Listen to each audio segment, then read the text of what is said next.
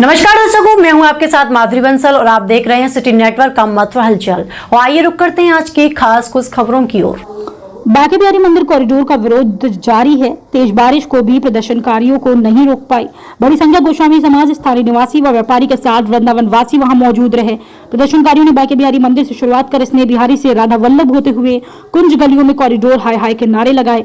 बांके बिहारी मंदिर कॉरिडोर विरोध प्रदर्शन को भाजपा की पूर्व जिलाध्यक्ष मधु शर्मा का साथ मिला है। ऐसे सांसद पर धिक्कार है कि उनके होते हुए गोस्वामी समाज की महिलाओं को खून से पत्र लिखना पड़ा। ये पूर्व जिलाध्यक्ष भाजपा के द्वारा कहा गया। माननीय मुख्यमंत्री योगी आदित्यनाथ को मथुरा के भ्रष्ट अधिकारियों को साइड कर खुद वृंदावन आके कॉरिडोर निर्माण के लिए गोस्वामियों से वार्ता करें। ये मधु शर्मा पूर्व जिलाध्यक्ष भाजपा की हैं। उन्होंने ये सब कहा है। बता दें कि मेरा सीएम योगी आदित्यनाथ जी से आग्रह है कि न्यास बनाकर मंदिर पर अधिकारियों को जबरदस्ती न थोपे, क्योंकि अधिकारियों ने सभी को गुमराह कर रखा हुआ है, पूर्ण जानकारी नहीं देते हैं। मांगे हैं आपकी सरकार? हमारी तो बस यही मांग है कि जो ये ब्रजमंडल को, समूचे ब्रजमंडल को जो ये सर्वनाश करने की सोच रहे हैं, तो उसका सर्वनाश ना करें।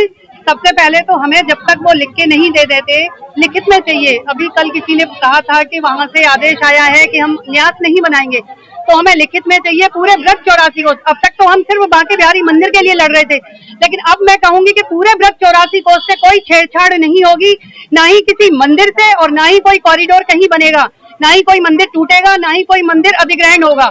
सबसे दूर जाएं और लिख के दे के जाएं कि ये सब नहीं होगा और कभी नहीं होगा। तभी ये आंदोलन बंद होगा, नहीं तो ये विरोध प्रदर्शन चलता रहेगा।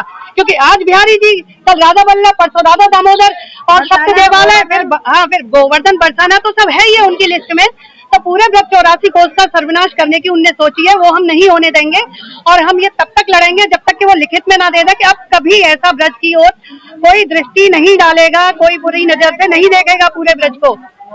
उस दिन आप सांसद हेमा मालिनी से भी मिली थी, क्या आश्वासन? उन्होंने आश्वासन दिया था कि हम बात करेंगे अधिकारियों से। सबसे मैं बात करती हूँ, आपकी बातें मैं समझ रही हूँ और समझ भी रही थी वो, क्योंकि उन्होंने अच्छे से सुना और समझा। लेकिन हमारे वहां से आने के कुछ देर बाद ही उनका जो आया स्टेटमेंट, जो हम सभी ने देखा, आपके मीडिया में ही चल रहा था, तो उससे हमें लगा कि वो नहीं चाहती है कि हमसे कोई बात की जाए। न्यूज में भी था कि मांग ठुकराई गोस्वामी महिलाओं की। तो फिर हमें मजबूर होकर ये विरोध प्रदर्शन दोबारा से शुरू करना पड़ा। अगले ही दिन से हमें ये शुरू करना पड़ा, नहीं तो हमने सोचा हम स्थगित कर दें। अगर हेमा जी कुछ करती हैं तब तो ठीक है, लेकिन अब वो कुछ नहीं कर रही, तो हमारे पास ये विरोध प्रदर्शन ही बचा है। हम यही करेंगे और आखिरी दम तक करेंगे। अभी तक कोई शासन प्रशासन से कोई मिलने आया? नहीं, अभी तक तो हमसे कोई मिलने नहीं आया है। वो तो शायद रोक लगाने के लिए खड़े दिखते हैं हमें। हम अब अभिव्यक्ति का अधिकार भी नहीं है क्या? ये स्वतंत्र देश है भारत, इसमें हम अभिव्यक्ति तो अपनी कर ही सकते हैं ना। लेकिन हमने देखा जगह जगह पुलिस प्रशासन खड़ा है हमें रोकने के लिए कि हम अपनी अभिव्यक्ति, हम अपना ये सब विरोध प्रदर्शन भी ना कर सके। और हम तो शांति रूप से कर रहे हैं, ठाकुर जी का नाम लेके कर रहे हैं, उसमें भी आप कोई ना कोई समस्याएं पैदा कर रहे हैं, तो ये क्या है? आगे अभी अगर मांगे पूरी नहीं होगा, आगे कितना बड़ा आंदोलन हो सकता है? आंदोलन का स्वरूप कोई निश्चित नहीं है, बड़े से बड़ा कितना भी बड़ा हो सकता है। क्योंकि अब अगर वो नहीं माने तो हम भी नहीं मानेंगे, और हम इसको बंद करा के रोक के कॉरिडोर खत्म हो और अध्यादेश वापस जाए, उसके बाद ही ये आंदोलन रुकेगा, चाहे जितना बड़ा आंदोलन करना पड़े। बोलो कौन जी? मैं पहले भी इस चीज को कह चुका था कि यहाँ का सारा समुदाय, सारे ब्रजवासी, सारा पंडा समाज, सारे यहाँ के निषाद समाज, यहाँ का गोस्वामी परिवार, हम सब लोग एक हैं। सब इस कॉरिडोर से जो है आहत हैं, सबके व्यापार छिन रहे हैं। सरकार की तरफ से लगातार केवल लोगों को, जो लोकल स्तर के लोग हैं, जिनके घर मकान दुकान इस कॉरिडोर में जा रहे हैं, वो उनको केवल भ्रमित करा जा रहा है। कोई भी चीज जो उन्होंने कोर्ट में लगाई हुई है, क्योंकि ये बहुत सक्षम सरकार है जिस तरीके से ये कार्य कर रही है, यहाँ पर लोगों को भ्रमित करके एक वार्तालाप की कंडीशन लेकर आ रही है। और दूसरी तरफ जो है राज्य सरकार जो है हाई कोर्ट और सुप्रीम कोर्ट में एफिडेविट के माध्यम से अपनी सारी चीजों को जो है लिखित तौर पर न्यायालय के समक्ष लेकर के आ रही है। ये उनकी नीयत को साफ दर्शाता है कि आप जो है मंदिर में यहाँ पर सारे गोस्वामियों के विरोध में है। यहाँ के 197 देवी स्थल जो पूरे 84 कोस में यहाँ पर है, उनके विरोध में है। यहाँ के जितने पुजारी हैं, सेवायत हैं सारे मंदिरों के, उनके विरोध में है। यहाँ के ब्रजवासियों के विरोध में है, यहाँ के व्यापारियों के विरोध में है। यदि ऐसा नहीं है तो सरकार के उच्च लोग, यहाँ की हेमा मालिनी सांसद, यहाँ के डीएम साहब, यहाँ के कमिश्नर साहब, वो क्यों नहीं प्रेस में लेकर आते हैं कि उन्होंने सरकार में क्या एफिडेविट दिए, वो ला करके पब्लिक को करें, पब्लिक डोमेन में लेकर के आए, हर एक व्यक्ति जो है उसको पढ़े, लोगों के मन के अंदर से भ्रांतियां निकले कि ये जो है सरकार, जो अपने आप को हिंदूवादी सरकार, सनातन की सरकार बोलती है, इनके मन में चोर है। ये धीरे धीरे करके पूरे ब्रजमंडल में इन कुंज गलियों को नष्ट कर देंगे और कुंज गलियों को नष्ट करके यहाँ के ब्रजवासी जो ठाकुर जी के समय से यहाँ पर विद्यमान है, उनको यहाँ से बाहर कर देंगे। यहाँ पर जितने भी जो है सेवायत हैं उनको बाहर कर देंगे। सारे व्यापारियों के व्यापार छीन करके उच्च उद्यमियों को जो बाहर अलग अलग राज्यों से होंगे, इनके नेमी प्रेमी, उनको दे दिया जाएगा, जैसे कि बनारस में किया इन्होंने, जैसे कि अयोध्या में किया। तो मेरा ये कहना है सभी से पुनः कि अपनी सारी चीजों को ऑन पेपर लेकर आइए, लोगों को सच बताइए, झूठ नहीं बताइए। यहाँ के आने वाले लोगों को प्रेस मीडिया के माध्यम से बताइए कि हम राज्य सरकार किस तरीके से मंदिर का अधिग्रहण कर रहे हैं, क्या कह करके कि हम एक प्राइवेट न्यास बना रहे हैं। उस न्यास के अंतर्गत जिसके अंदर 7 पदेन अधिकारी हैं जो सारे आईएएस आईपीएस ऑफिसर हैं, उस न्यास के अंदर कि जिसके अंदर 11 जो व्यक्ति हैं जिनको नामित किया जाएगा, वो सरकार लोग जो है उनको नामित करेगी। उस न्यास के अंतर्गत कि जिसके अंदर गोस्वामियों को भी जो है सरकार नामित करेगी। उस न्यास के अंतर्गत जिसके अंतर्गत जो है एक सीईओ जो कि एक एडीएम लेवल का अधिकारी होगा। तो ये जब सरकारी सारे लोग हैं, तो ये प्राइवेट न्यास कैसे है, इसको क्यों नहीं बताते हैं? लेकर आए वो पेपर, वो अध्यादेश जो सबको सार्वजनिक हो।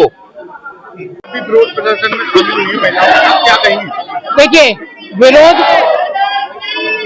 प्रदर्शन और आग्रह ये है कि ये विरोध प्रदर्शन बाद में है।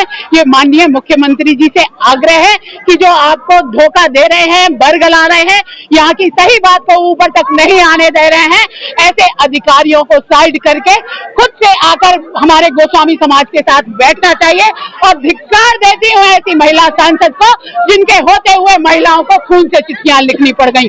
और माननीय मुख्यमंत्री जी ने खुद से कहा था 2015 में कि धार्मिक जो संस्था है, मंदिर है, जिसमें उन्होंने विंध्याचल मंदिर का और बांके बिहारी मंदिर का नाम लिया था कि ये धार्मिक सत्ता है, स्वतंत्र सत्ता है, इनका अधिग्रहण नहीं किया जा सकता, इनका अधिग्रहण नहीं करना चाहिए। तो क्या तब कोई गलती हुई या आज कोई गलती है? मैं तो बस ये जानने का प्रयास कर रही हूँ, क्योंकि मैंने तो आप सबसे ही सीखा है, मैंने तो पार्टी से ही सीखा है, भाजपा सरकार से ही सीखा है कि क्या करना है क्या नहीं करना है। तो मैं तो आप सबसे बस इतना आपके माध्यम से यही कहना चाहती हूँ कि गड़बड़ या तो 2015 में थी या आज है।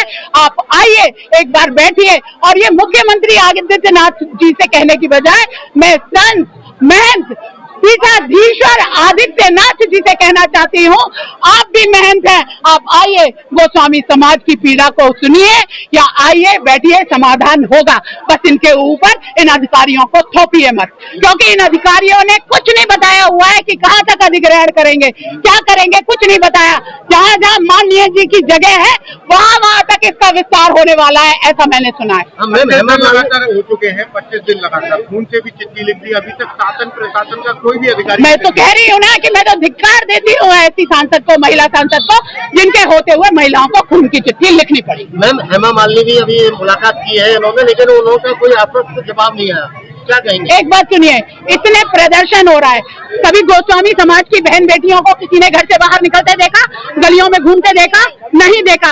आज वो बिहारी जी की चौखट पे बैठी हुई है, तो ऐसे में इनको जाना चाहिए किसी जनप्रतिनिधि के यहाँ मिलने, या जनप्रतिनिधि को महिला होते हुए इनके पास आना चाहिए कि तुम्हारी वजह से मैं जीती हूँ, तुम्हारी क्या पीड़ा है।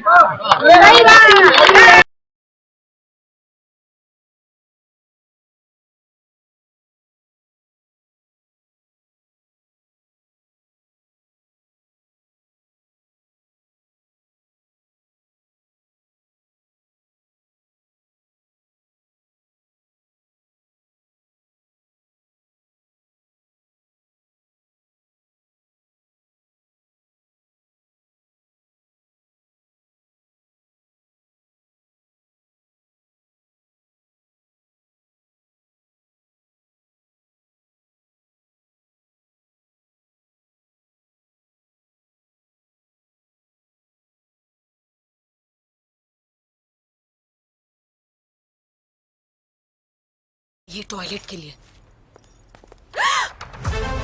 शाहरुख, इसकी घिसाई का प्लान है, टॉयलेट की। पर डिटर्जेंट से तो कपड़े धोते हैं। नहीं नहीं, टॉयलेट भी तो साफ करते हैं। फिर भी पीलापन अब नए जैसा सफेद थोड़ी ना हो जाएगा। हो जाएगा, हार्पिक है ना। ये डिटर्जेंट के मुकाबले में 10 गुना बेहतर सफाई, पीलापन हटाए और क्या खुशबू। अब घर की टेंशन इन पे छोड़ दो। नए जैसे टॉयलेट के लिए हार्पिक है ना। इसकी घिसाई का प्लान है, टॉयलेट की। पर डिटर्जेंट से तो कपड़े धोते हैं। नहीं नहीं, टॉयलेट भी तो साफ करते हैं। फिर भी पीलापन। अब नए जैसा सफेद थोड़ी ना हो जाएगा। हार्पिक है ना। ये डिटर्जेंट के मुकाबले में 10 गुना बेहतर सफाई, पीलापन हटाए और क्या खुशबू। नए जैसे टॉयलेट के लिए हार्पिक है ना।